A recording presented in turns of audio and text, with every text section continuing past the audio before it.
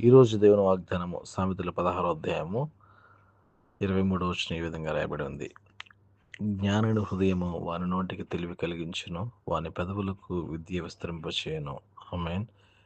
Praise the lord. ప్రియమందైన బిడ్డలారా, 2025 సంవత్సరం అక్టోబర్ మాసం 25వ తారీఖున దేవుడికి ఇచ్చిన వాగ్దానం చూసినట్లయితే, జ్ఞానుడి హృదయము వాని నోటికి తెలివి కలిగించును. మనం జ్ఞానము కలిగిన వారంగా ఉన్నట్లయితే మన నోటిలో వచ్చే మాటలు జ్ఞానం కలిగిన వారిగా, తెలివి గల వారిగా మనం మాట్లాడుతామని దేని ఒక వాక్యం సెలవిస్తుంది.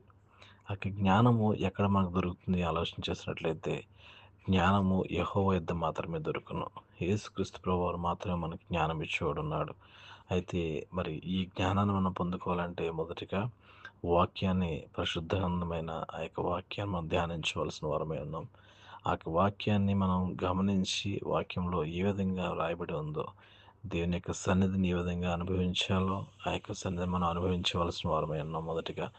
తదుపరి ఆ యొక్క జ్ఞానాన్ని మనం పొందుకున్న వారమైతే మన యొక్క పెదవుల మీద విద్య విస్తరింపచేస్తుందంట. అంటే దేవుడిచ్చిన వాగ్దానాన్ని, దేవుడిచ్చిన వాక్యాన్ని, దేవుడిచ్చిన పరిశుద్ధ గ్రంథాన్ని మనం చదువుతూ నెమరు వేసుకుంటూ మన మాటలు దేవుని చిత్తానుసారంగా, దేవుని యొక్క ఇష్టానుసారంగా మరి మనం మాట్లాడగలిగితే అది దేవుని యొక్క సన్నిధిలో ఎంతోమందికి ఆదరణిచ్చే మాటలుగా, ఆదరించే వారముగా, మరి ఎంతోమందిని ఓదార్చే వారముగా మనం మన జీవితాల్లో గడపడానికి అవకాశం ఉంటుంది. ప్రియమందైన బిడ్డలారా, అయితే ఈ విధంగా మనం జీవించాలంటే, ఈ విధంగా మనం బ్రతకాలంటే మనం మొదటగా చేయాల్సింది యేసుక్రీస్తు ప్రభుని సొంత రక్షకుడిగా, నిజ రక్షకుడిగా, ఆయన మాత్రమే మార్గముగా, ఆయన మాత్రమే సత్యము, ఆయన మాత్రమే జీవము అని మనం ఎదిగి అటువంటి ధన్యకరమైన జీవితాన్ని మనం జీవించినట్లయితే మన నోటి ద్వారాగా యొక్క తెలివి కలిగిన మాటలు, మన పెదవుల ద్వారాగా విద్యను విస్తరింప చేయగలిగే మాటలు మనం పలకడానికి అవకాశం ఉంటుంది. కనుక